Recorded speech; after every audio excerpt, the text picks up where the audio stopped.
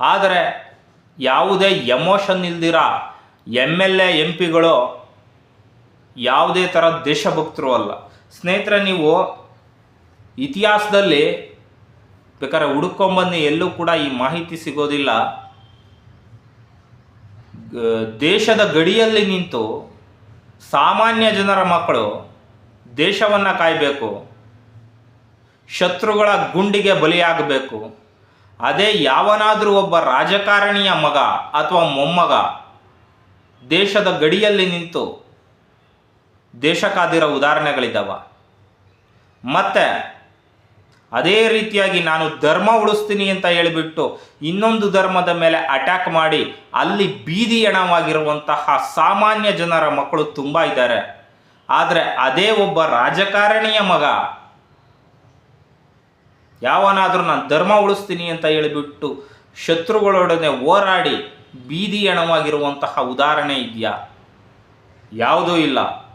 So ಇಲ್ಲಿ clear ಏನಪ್ಪ ಅಂತಂದರೆ, ದೇಶ ಧರ್ಮದ ಹೆಸರಲ್ಲಿ ರಾಜಕೀಯ ಮಾಡೋರು ಮಾತ್ರ ರಾಜಕಾರಣಿಗಳು. ದೇಶ ಧರ್ಮದ ಹೆಸರಲ್ಲಿ ಸಾಯೋರೆಲ್ಲ ಸಾಮಾನ್ಯ ಜನರ ಮಕ್ಕಳು.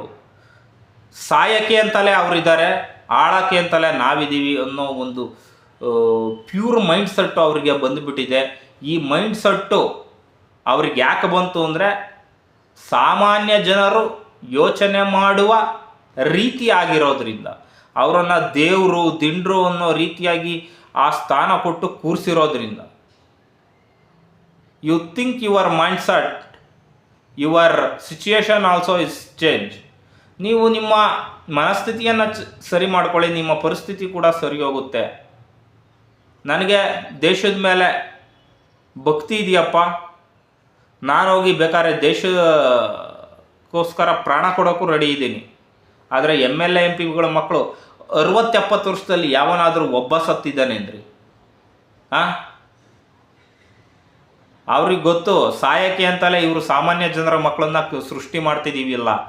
ಪುಂಗಿ ಪುಂಗಿ ಪುಂಗಿ ಪುಂಗಿ ದೇಶ ಅಂದರೆ ಹಂಗೆ, ದೇಶ ಅಂದರೆ ಹಿಂಗೆ ಅಂತ ಹೇಳಿಬಿಟ್ಟು ಅಂತ ಅವ್ರಿಗೆ ಕ್ಲಿಯರಾಗಿ ಗೊತ್ತು. ಸೊ ಇಲ್ಲಿ ಅನ್ಯಾಯ ಆಗ್ತಿರೋದು ನಿಮಗೂ ಅಲ್ಲ, ನಿಮ್ಮ ತಂದೆ ತಾಯಿಗಳಿಗೆ. ಸೊ ಇದೆಲ್ಲದನ್ನು ಯೋಚನೆ ಮಾಡಿಕೊಂಡು ರಾಜಕೀಯಕ್ಕೋಸ್ಕರ ಬಡ್ದಾಡ್ದಿರ, ಮನೆಗೆ ಮಾರಿ ಪರರಿಗೆ ಉಪಕಾರಿ ಅನ್ನೋ ಒಂದು ಮಾತಿಗೆ ತಕ್ಕನಾಗಿ ಈಗ ಮಾಡ್ದಿರ, ನಾನು ನಂದು ಅನ್ನೋದನ್ನ ನೀವು ಬೆಳೆಸ್ಕೊಳ್ಳಿ ಅಂತ ಹೇಳ್ತಾ ಈ ಒಂದು ವಿಡಿಯೋವನ್ನು ಇಲ್ಲಿಗೆ ಮುಗಿಸ್ತಾ ಇದ್ದೀನಿ. ಜೈ ಹಿಂದ್, ಜೈ ಕರ್ನಾಟಕ, ಜೈ ಭುವನೇಶ್ವರಿ ದೇವಿ.